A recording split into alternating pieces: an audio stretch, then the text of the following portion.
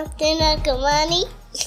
Welcome to another episode of Practice Prosperity. We have a special guest, Dr. Kris Bronson. She is a licensed psychologist and she owns her own private practice. And on top of that, she does some continuing education specifically around mindfulness. So we're going to get a lot today. We're going to cover what people are dealing with today. There's a lot going on in the media, a lot of things that individuals are stressing over, but we're also going to go in how she grew her practice. So she has been in business for a long time. So the nuggets she's going to drop is going to be amazing. So thank you for joining us, Dr. Kris Bronson.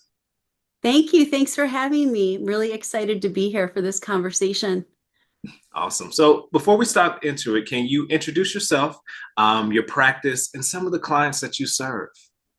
Yes, I am a licensed psychologist, as you said, in Wilmington, Delaware.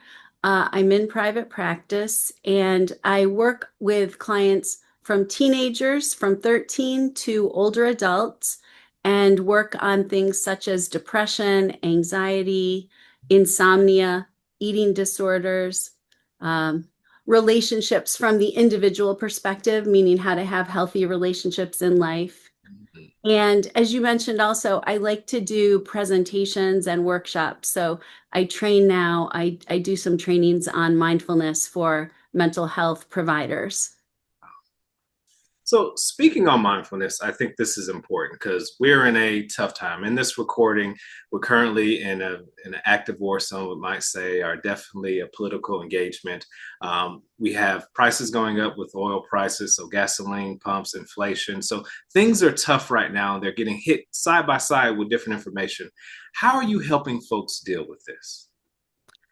Yeah, that's a great question. We're in, March 2026 right now as we talk, and a lot going on. And one of the ways that I help people deal with that is just acknowledge it and name it when it comes up in sessions with my clients, putting words to it and normalizing that there's uncertainty and change and volatility and that's difficult for people.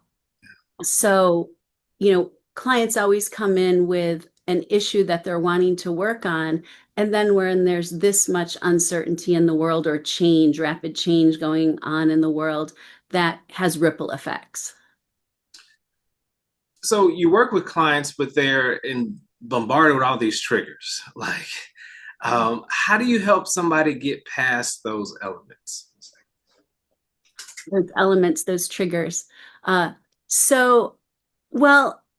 acknowledging them and then talking about how those triggers or things are impacting them individually.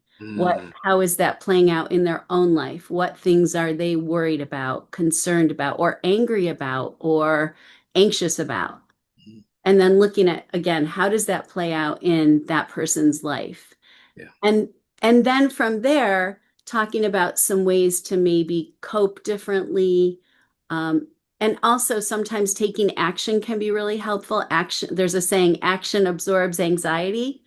So that can be helpful too. Like, what are some proactive ways to take action in your own life or in your community or in the world? I like that. I think that's pretty powerful. You could focus on what's happening to you, or you can enact change in the world around you and how that kind of relieves a lot of things churning inside you. I think that's powerful. Yeah, I agree. I do think it's powerful. And I think some people are already aware of that, oh, I'm going to be engaged and do some things, make some decisions or take actions about these bigger things going on in the world. And some people they're not even aware of that. They wouldn't even think of that. So having a conversation maybe with a therapist or even with a friend can motivate them to maybe take some action that helps them feel better and more empowered. Yeah. You mentioned you deal with clients of a broad range, and specifically, let's say the under 30 crowd. They grew up with their cell phone, they grew up with TV, so they're consistently bombarded with media, social media. How do you help the younger generation balance those, and even sometimes the older generation, because let's say they're retired and all they have time to do is absorb different things? So how do you handle managing media in this day and age?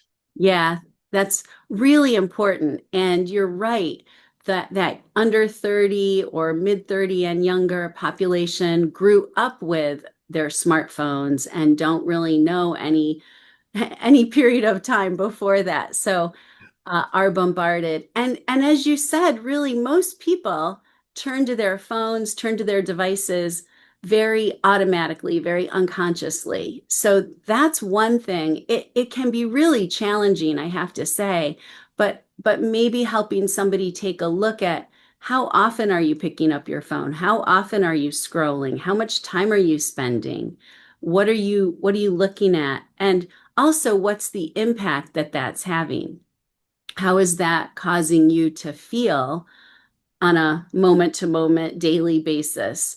And what I mean that's challenging is when it's so automatic, it can be difficult to have a person slow down and really take a look at that, really reflect upon that. But that's one of the things I try to do, try to raise their awareness. It is so embarrassing when I receive a notification on my phone and said, you spent so many hours of screen time. And it just shocks you. It's like, that's a whole work day when sometimes they send that information. And yeah, just being aware, I guess is the first step. Yeah, yeah, those notifications can be really helpful and informative. It can also be helpful to do something as simple as set one's phone farther away across the room so that there's a little pause between picking it up and then that draws one's awareness to the phone and how often. That is big. Now, I've been listening to different folks, and I've slowly learned that you can begin to almost curate your social media experience. Yeah. It's almost like an email. Sometimes you have to go through your email and begin to block things because spam can overwhelm you at times. But same way with your social media, that you have to actively manage it. How do you advise folks to actively manage their social media? Well, again, bringing some attention to it first and looking at, how many outlets am I looking at? What do I have on my phone? Do I really want to have that many apps or sources of information on my phone? And not just phone, other devices as well. And this can really apply to other screens, TV news. Some people have, especially the older generations, have TV news on in the background a lot. TV news can be on 24 hours a day now. So really encouraging people to look at how much are you looking at that? What are you accessing? And also, do you want to be accessing those things all the time? So do you want to be turning your TV off? Do you want to be not looking at your phone some of the day? Do you again want to be maybe setting it at a distance from you? Do you want to take some sources off your phone or set some limits with how much time you're spending on different social media outlets each day? I know I talk to a lot of my male counterparts, and those social media platforms are purposely feeding you certain things. And I'm assuming the ladies are experiencing the same experience. They're feeding you certain things because they know they'll keep you engaged. They'll cause some type of emotion to make you go back and back again. So how do you deal with that? Like they have us figured out, right? They have Yeah. scientists, they have individuals like you who are psychologists. How do we deal with that? Yeah. It's really tough. It's really challenging. And I've heard some of my clients or other people that I know who are in those younger age ranges talk about how they're aware that if I look at this for a while, then I'm going to get more of this. So being aware that what you look at and what you pay attention to is going to cause you to receive more of that can be informative. That can be really informative, but it is easy to get hooked. And probably not a really popular thought, but I just think that it's important to be doing things in real life and doing a little less on our devices. Like let's like be with people in real time, spend time together and not be maybe so much on our phone and watching things and checking all that out. So we talked a little bit about the younger generation, the under 35. But there's something I've been noticing. Those that are a little bit older, 55 plus, those in retirement, they're also watching a screen, but it's a different screen. It's usually the TV. And back in the day, before they had so much entertainment on TV, people be outside gardening, moving around, cleaning their house, but they're almost sedentary. And I feel like that causes something mentally, that causes something as far as their health and all those other things. Speak to when folks age and begin spending a lot of time in front of the TV screen, the effects on somebody's health. Yeah, I think that you're absolutely right that the retired population in particular has more time at home. Sometimes there's an adjustment process to being home more, being retired, not going to work. And so the TV screen can really lure them in, both in terms of entertainment that's available, so much entertainment being available, and also so much news being available, that constant news cycle. And and then even though they might have that on in the background and be doing other things in the house, a lot of times the TV kind of pulls them toward it, and then they're sitting in front of it, being very sedentary and not moving, not maybe getting out and about, and even on beautiful weather days, being indoors. And that really does have an impact on their health, can have an impact on their health, their physical well-being, their ability to move and have good balance and be autonomous, and also can be very stressful and create anxiety. The news that they're hearing over and over again. Uh, I've had people say that there's so many commercials for medications that it will worry them about, oh, well, am I going to get this, disease or this disorder? What is that all about? And so just this information, it's so much for a person to process. I think there's so many ways that the TV can really not be the best thing for people. Yeah, yeah. If I hear one more commercial about an ED medication, I mean, while I'm watching sports, I mean, I that's something Yeah, yeah, I shouldn't be thinking about right now, right? that's right. That's right. You don't really need to be. There's so many of those commercials. Yeah. So, back in the day, we used to call this keeping up with the Joneses. Hmm. And the problem is now that we have these screens, the Joneses are all across the world. Seems like everybody's traveling. Everybody loves their job, their spouse. Everybody has the right balance of work and life. Um, how do you help clients deal with this? Because it seems like everybody's winning, but there is some truth, or there's some truth that's not even being said about that. Yeah.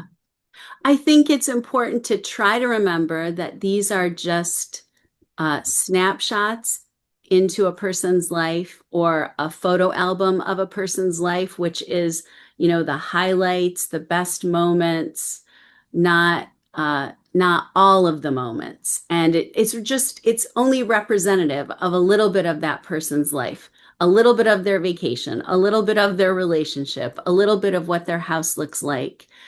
So that can be helpful, but it's hard to remember that when you're seeing that all the time. Another thing that we work using in therapy and counseling is looking at what we call cognitive distortions or biases that we as humans have, and we all have them, you know, uh, all or nothing thinking, other people are doing better than me, I'm never keeping up. And looking at those thoughts, looking at those ways of thinking, and trying to help a person notice when they fall into those thoughts, and then be able to assess, is that really true?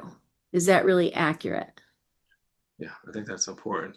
Now, everything we talked about is leading to this question. So, we talked about screen time, talked about TV, we talked about comparisons and insecurities of the world, but you deal a lot with sleep. And all of those things Mhm. affect sleep. Even getting older sometimes affects sleep compared to what it was back in the day. So, how do you help people with sleep, which is so important? Yeah, thank you. I really enjoy helping people with sleep. Sleep is something that varies, as you just said, for many reasons. And even even if we're sleeping pretty well, we're all going to have a night where we have a restless night or we don't sleep as well. So that's really normal. So sleep comes up a lot. And some of the ways that I help people with sleep is to look at how are they taking care of sleep, especially like sleep hygiene. What are they doing before they go to bed at night? So again, with life being so busy and there being so many ways to keep up with everything, we're often running, going, or watching things, absorbing things, and then expecting to go right to bed and fall asleep immediately. It's really more helpful and works better to have a period of time to unwind before bed, like really decrease looking at screens of any type, turn down the lighting in your home, have it be quieter, more subdued, unwind, maybe have some, rituals that you do before going to bed, getting ready for bed, getting things maybe ready for the next day, that sort of thing. Not looking at news, not reading news, just really letting your mind unwind. And then being aware of caffeine use later, like in the afternoon, even and in the evening, doing those sorts of things can really help a person set up being able to sleep better. I think sometimes society is like there's a term, a rebel without a cause. And growing up, we used to have a routine: eat dinner, wash up, maybe have some little hot activity in between. It usually wasn't TV back then. And then you would go to sleep.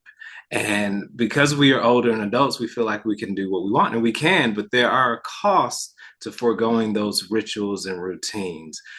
What do you say to somebody whose naturally proclivity is to fight those routines and things of that nature?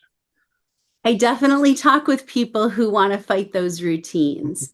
Uh, they feel like a little rebellious, like, I don't have to do that anymore. That's the way it was when I was a kid, but I don't need to do that now. What I really try to highlight is maybe maybe the routines that you have that you really enjoy and think are fun, but they might be having an impact on your ability to sleep well. And if you're talking to me about not being able to sleep well, would it be worth, giving up some of those nighttime activities? Exactly. Like there's a cost benefit analysis. And sometimes just trying it. Like, would you be willing to experiment with it for a little bit of time and see how that goes? I like it. I like it not. So switching more into how you work with your clients, you believe in having a therapeutic calling a working relationship. What do you mean by working relationship, and how do you implement that into your practice? So, the working relationship is something that involves the goals of therapy, the tasks or methods of therapy, and a bond between the therapist and the client. And it's not something I created, it's been around for many years and has been researched. And so when I work with clients, I like to start with and routinely over time check in about where are we headed? What are the goals for our work together? What would you like to get out of our work together? And what methods, what tasks do we want to be using? Because every person's different and everybody has different preferences or willingness to do different things in the session and also in between for homework outside of the session. So, and then the bond part is the mutual liking and respect between the therapist and the client. I can see that. I can see that important because a lot of clients are practitioner hold on to retention. And retention's nice. I think there's something to be said about that's that like element. But what about goal attainment, our therapeutic resolution? What are your thoughts on the difference between are the conflict between retention and reaching the goal that the client came in to achieve? Yeah. I think that's a good question. I think of it this way, that retention is important Mm-hmm. to assist with us reaching the goal. I want my hope is that my clients will come and see me and I'll be able to retain them in our work together long enough that we can really work toward the resolution of the issues, problems that they came in about. So I don't really want to be retaining my clients beyond that. we might finish up and then they might reach out to me again later if there's another reason to come back. But yeah, I really like helping people reach those goals. And I think that, I think that, that, that, I think that most clients ideally really want that as well. They come in for some reasons and they really want us to be attending to those. Yeah, yeah. And it's easy to get distracted and play whack-a-mole because people are complicated, right? And problems consistently come up. Yes. That's good. So let's talk to why you went into practice. Being in business is tough. You did, it's easy to potentially work for an agency, serve your clients, and go home, but you decided that you wanted your own practice. Why is that? So, what I like about practice and what attracted me to practice was the independence and creativity that's involved. I had previously worked on college campuses, which I really enjoyed. I love that population, I love that setting. But if you're on a college campus in a counseling center, you're predominantly working with traditional college age students. Some students that are other ages, but it's going to be a majority of traditional college age students, which I really like and am skilled at. But being in private practice allows me that wider age range and to be able to work with problems that maybe I would see in this setting and not as much on a campus. Gotcha, gotcha. So you're working at the college campus, but something usually for business owners triggers you to transition. What Mhm. was that thing that made you transition to something else? Um, I was on a college campus where it just wasn't the best fit for me anymore. It had worked for a while, but it just wasn't the best fit. And there wasn't in the geographical region that I lived, there wasn't another setting that had openings right then in college counseling. So I explored going into private practice and then just decided to give that a try. As you said, this was many years ago. So I was able to find a group to practice with. And then over time, ultimately, several of us established the group that I'm in now. So I'm an individual LLC, but I work with colleagues in a group practice, which is a really nice blend or hybrid. When you were working at the college, like how did you, get knowledge that private practice was an angle you could go in? How did you obtain mentors to help you on your journey? How did you source that information and provide the confidence for you to do such a move? I think back then I was working in the area where I had done my 1 year internship. So I had good connections with mentors and colleagues from my internship. So I spoke with them and kind of heard about some of the things that they were doing, maybe part-time in private practice, and really resourced them and talked to them. I have to ask, I know this is a tough question. What was some of the best advice one of those folks gave you? Hmm, let's see. I think really to think about where where you practice, who you associate yourself with, both in terms of the financial aspects, the fee arrangements, and also the quality of the people my colleagues that I would be working with. So, like to really think about that.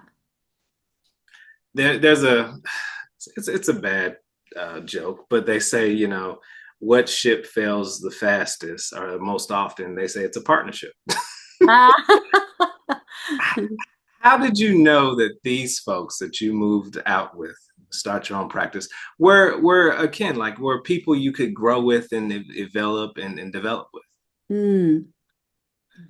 Hmm.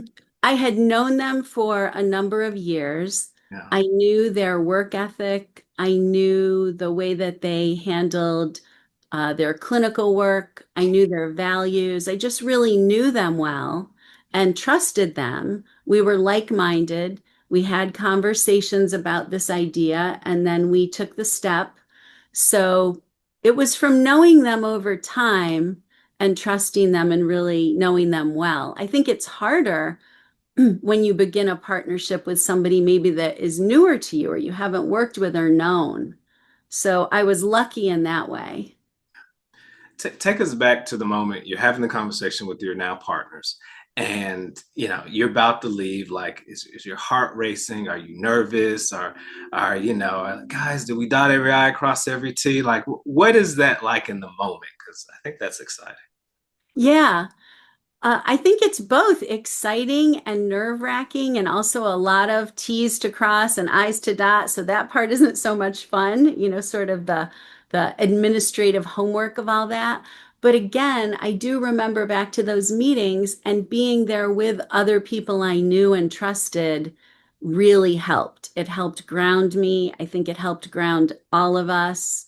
And I find that even now, as this group has evolved over time, that's the case, that when you really know and trust your partners, your colleagues, there's a feeling that comes from that is so positive. So you found the group of people who had kindred spirits, but there actually has to be some type of formation.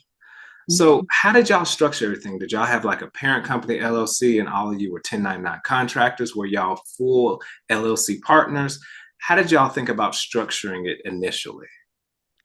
How we decided to structure it is we decided we did not want to have an LLC, a group LLC, where we were all members of the LLC. We didn't want to have one manager.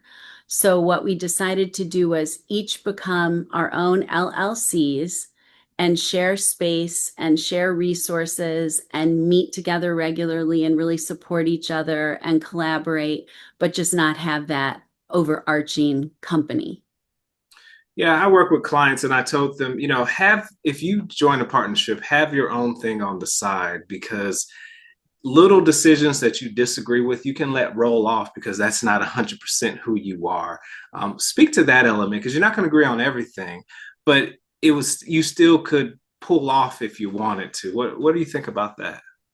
Yeah, so that I think that is why we chose to go that way, so that we could have a lot of independence as our own LLCs, and yet as a group, as a team, there are certain decisions that we would make together, certain marketing decisions, of course, certain kind of ethical decisions, and how to operate the office so that it was, again, confidential and respectful and ethical for everybody, and yet we could each have a lot of independence over what we did with our own clients, how we worked with our own clients, and then some of the marketing that each of us did individually, and then some of the activities that we each did individually. So some of us did more presentations and workshops, as I've talked about. Some people did adjunct teaching or clinical supervision, things like that. So there's a lot of flexibility, and yet still a lot of support and connection. So you decide to start your own business, but you have to be able to gain clients. You touched on it a little bit, but what was your primary activity early on to bring clients in the door to sign up for your services? So early on, in the very beginning, it was really a lot of connecting with people in the community, for me to become more known in the community because I'm just starting out in private practice. I don't have a name in Wilmington, Delaware.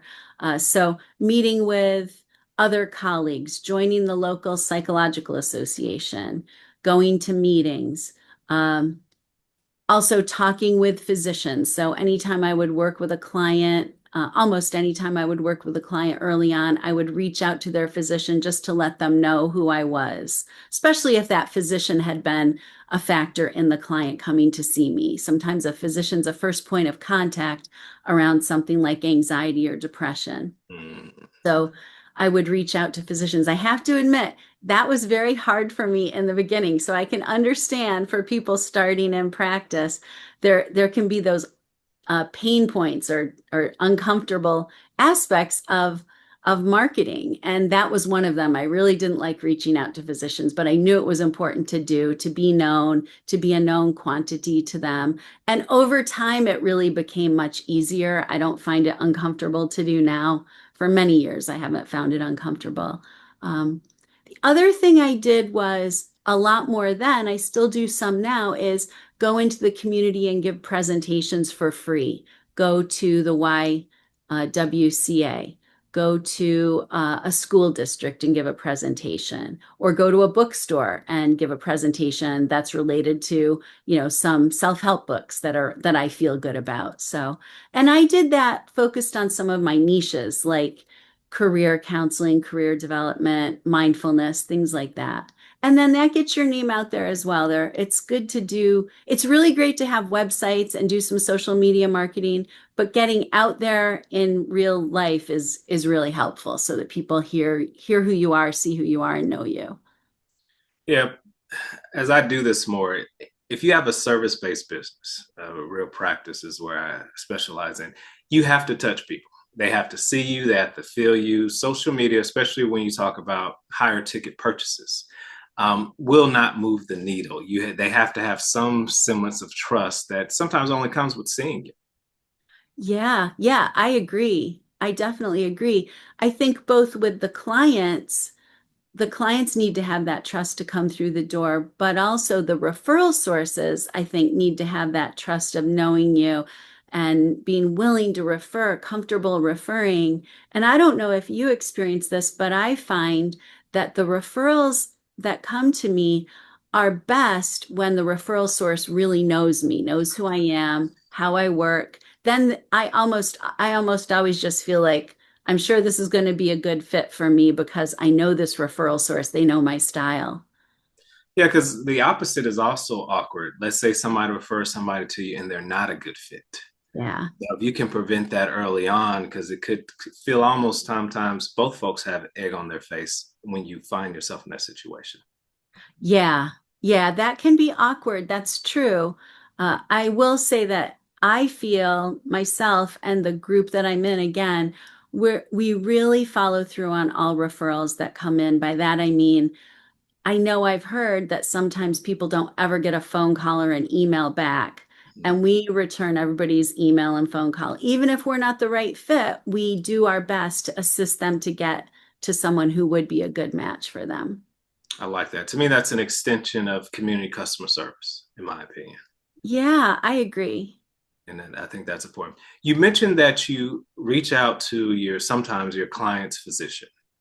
How do you do that? Because, like I said, that is awkward. You don't know what to say, what not to say. How are you saying, hey, we're working together? I just want to let you know who I am and what I'm about.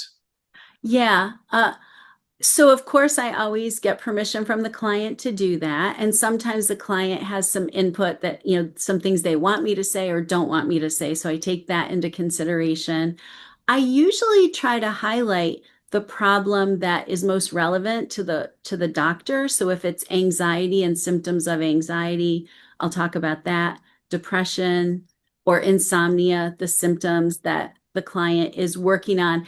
And a lot of times what I'll do is I don't usually send an email. I often do actually still old-fashioned notes in the mail or a phone call.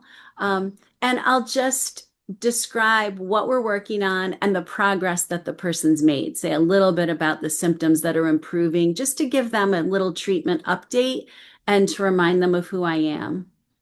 That's interesting because you're already taking the notes, hopefully, and so you have that. So all you're doing is transposing that to, I guess, a card or a nice consumer friendly format, and that's better than sending them a flyer, right? Yeah, I think so because it gives them the information about their client. Now they know how I work and it's a reminder. Yeah. Yeah. Now, did you ever do any in office pop ups for the physician, or did you primarily do digital and mail? Yeah. Also in office pop-ups. Yes. Yes. Definitely some of those. So, um, actually, the group I'm in, Mhm. we have at different times gone to doctors' offices and answered their questions, presented about what we do, meet with them, bring lunch, or meet with them over lunch, or have coffee. Sometimes too with prescribers, psychiatrists. I've done that before too. Sometimes the hard thing about that is finding a time when everyone's really available because we're all either with clients or patients. So, but yeah, I like that too. It's nice to see, again, see those doctors in real life and get a feel for them too. I have to ask, I mean, do you call the receptionist? I know that doctors receive this type of treatment a lot. Do you call the receptionist and say, hey, I would love to do a workshop lunch with your staff and your doctors? What time works best for you? And I guess they probably now have a set time where they anticipate folks coming in. Is that how it usually works?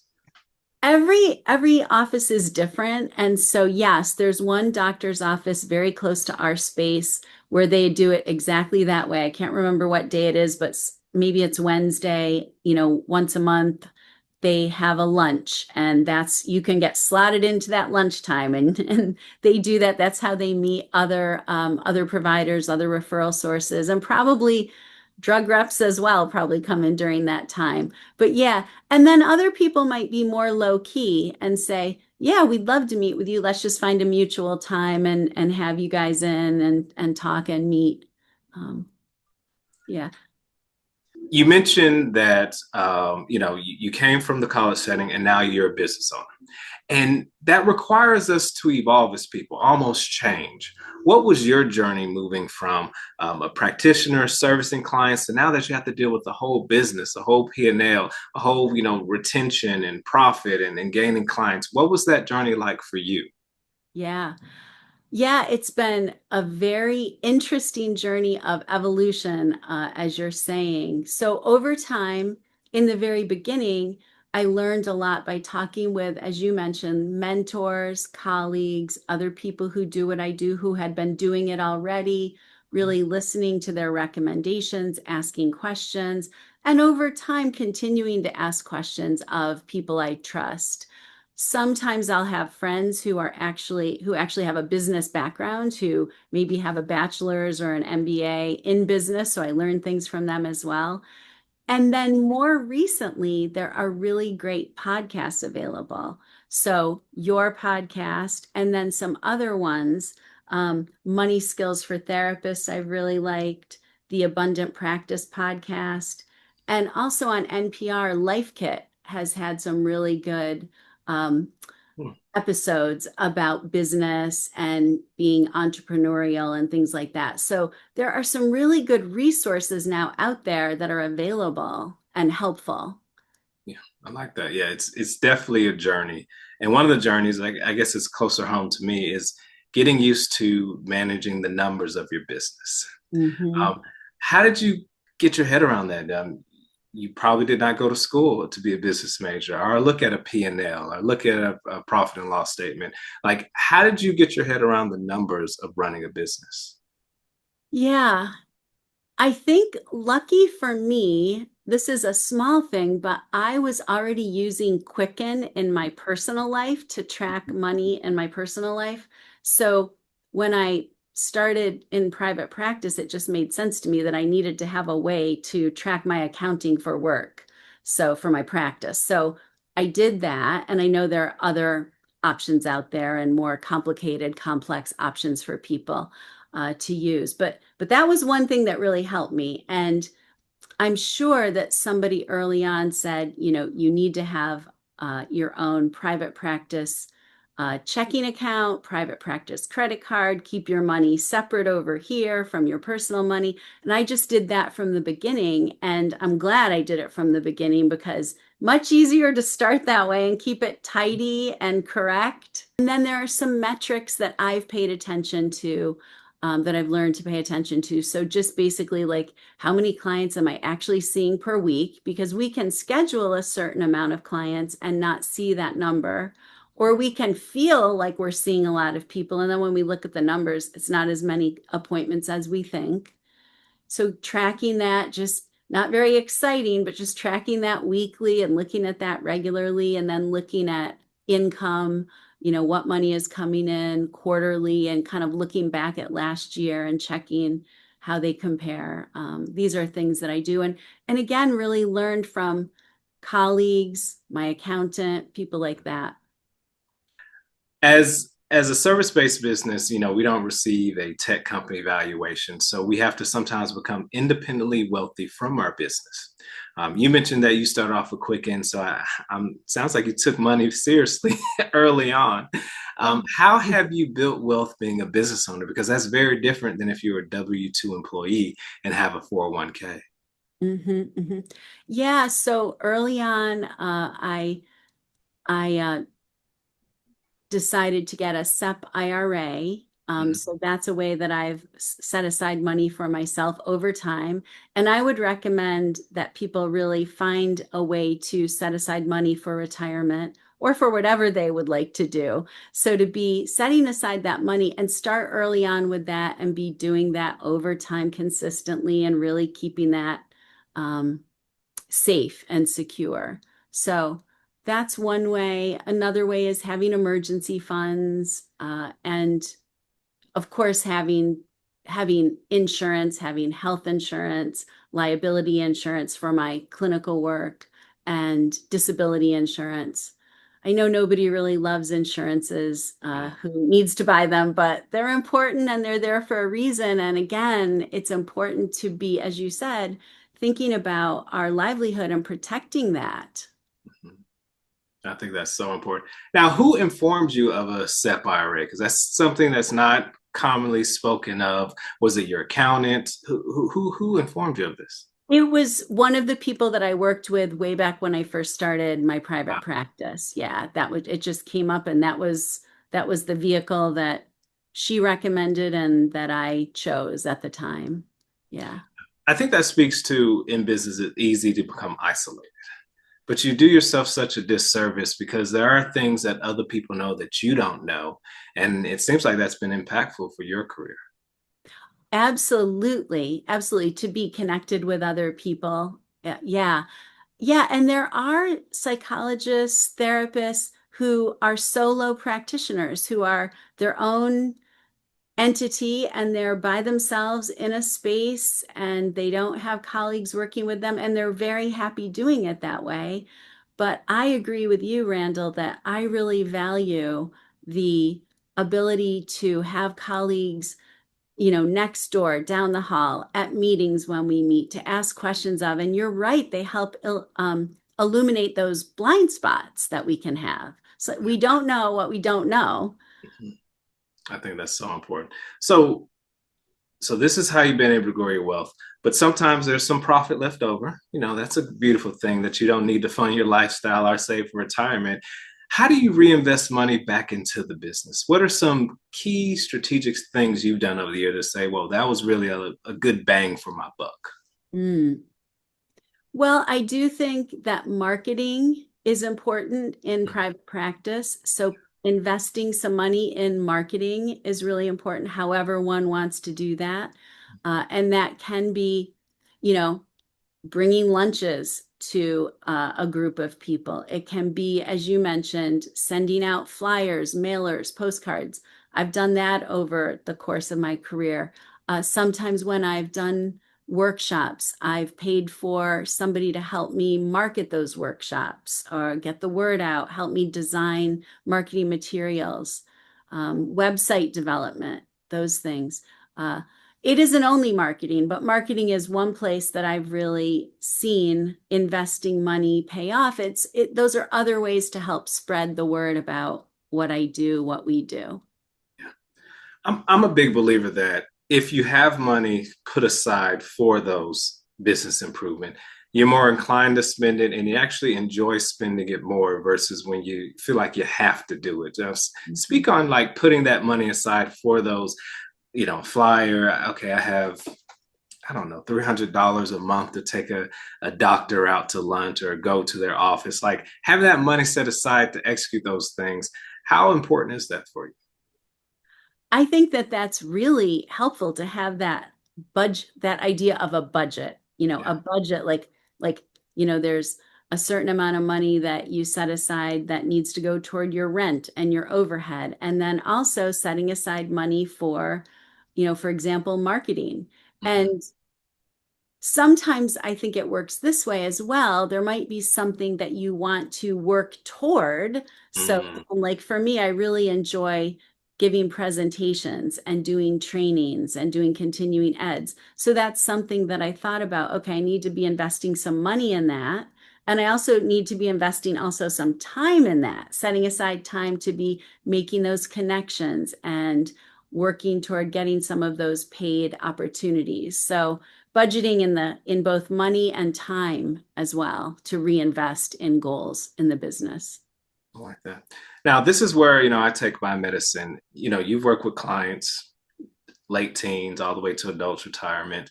Um, where do you feel like financial planners are missing the mark while servicing clients? So you're talking to them like that's where a financial planner needs to step up. What's going on?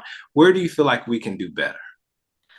Well, I think some areas that clients need help with, and I don't know that you're missing the mark because this may be happening, but where I think that clients could benefit from financial planning, one area is in career change and career development. So when I work with clients who might be really unhappy in their career and want to make a change, that might mean a lateral move or a loss in income, a decrease in income. It might mean needing to go back to college or school or go through some kind of training that could cost them money or be a decrease in income because they have to take maybe some time off, something like that. I think that financial planners could be really instrumental there because that's something I can help the client with the career development piece, the figuring that out piece in terms of career, but often they're nervous about the money or that they might sort of get stuck around the money. And I'll say, hey, that's where a financial planner could help you with that part. And I recommend that. Yeah. Especially in this day and age where, there's a lot of job loss happening, especially in the kind of the public sector. Having the ability to take a step back in income, it's tough on so many levels because it hits your gut, it hits your family household budget. And so how do you operate with that going forward? That's a tough place to be. Yeah, yeah, that is a tough place to be. Sometimes, though, what I found as I talk to clients is they may actually have some money set aside that's either, I don't want to say emergency, but it might be emergency funds or it might just be set aside for some day and they're reluctant to use that money to help them make this change. Again, that's not my specialty, the financial part, but I wonder sometimes if it's some of those biases or cognitive distortions where they're like, yeah, it's set aside, but I never want to touch it. But maybe this is a good opportunity. I definitely see that in I guess, the senior population I work with. They built up a large nest egg. So they've been trained for 40 to 60 years not to spend money. And I'm like, you do realize at this rate, you're never going to spend on all your money. So what are you going to do with that? And I'm also a big believer in, if you're going to pass down money, pass down now. Why wait because when you pass, you really don't know what's going to happen with your money, but you know what's going to happen with your money if you give today. Yeah, yeah, absolutely. Absolutely. Yeah, I think that those are areas that it could be very helpful to my career clients, many Yeah. of my career clients, to have a conversation about that. Do you have any thoughts about how to really encourage someone to take that step? So they might be working with me, but I'm like, oh, a financial person could really help you sort that aspect out. Yeah, I think that's important. Now, how would you define prosperity? Is practice prosperity? How do you define prosperity for your business? Like, what does that look like for you today? So I think it's a few things. Mhm. Of course, being able to be solvent and have my doors be open and my bills be paid, that's the first step. Uh, and not feel anxious, worried, but also above that, above and beyond that, some of what we talked about already, feeling like the referrals that are coming to me, the people that I'm working with are really a good fit for me and my specialties, and that I'm a good fit for them and what they're looking for and needing. That feels very prosperous when there's that good therapist client match or fit. Uh, and also, what I said before about like being in a group of being working in a group with other people where I feel like we're a team and we really collaborate well and help each other well. Those aspects of my business make me feel very peaceful and thankful to be working in my practice. I like that. I like that. I like that a lot. Now, if folks are listening to this and they say, "Hey, I need somebody to work with. I have a organization or a convention that we need this type of mindfulness thinking." What is the best way they can get in contact with you? So they can get in contact with me through the contact form on our website, which is alliance-counseling.com. They could also go to the website if they want to call me. They could give me a old-fashioned old world phone call. And I'm also on LinkedIn, so they can reach out to me on LinkedIn and also see some of what I'm doing on there. So those are some easy ways to get a hold of me. Awesome, awesome. Well, first of all, thank you for joining us. You shared a lot about, helping people deal with this environment, political, war, job uncertainty, and you also shared how you grew your business. And I think one thing that I'd like to double down on is just finding people around you who can guide you throughout the journey. And you don't have to do this alone. And I love the fact of how you structure your business that, hey, I'm still an independent entity, but I have all the benefits of working in a mid-sized company. I think that's a definitely an awesome thing. Thank you. Yeah, I really like that too. I think it's a creative way to do it. And thank you so much for having me on your podcast to talk. It's been really a pleasure. Awesome. So again, we are joined with Dr. Kris Bronson, licensed psychologist. She's in private practice and she also provides educational workshops. So she provided her information. Please reach out to her so she can speak at your next conference. Thank you for joining us. Thank you. Bye-bye. Feeling the pressure? You're not alone. I'm Randall with Deasil Wealth Management, and I specialize in simplifying wealth for those who are near retirement and business owners. We'll create a plan that fits your unique needs so you can actually enjoy the wealth that you built. We consider our firm results-driven with a touch of fun. Ready for clarity? Click the Learn More and schedule your free discovery call. Let's build the financial future together.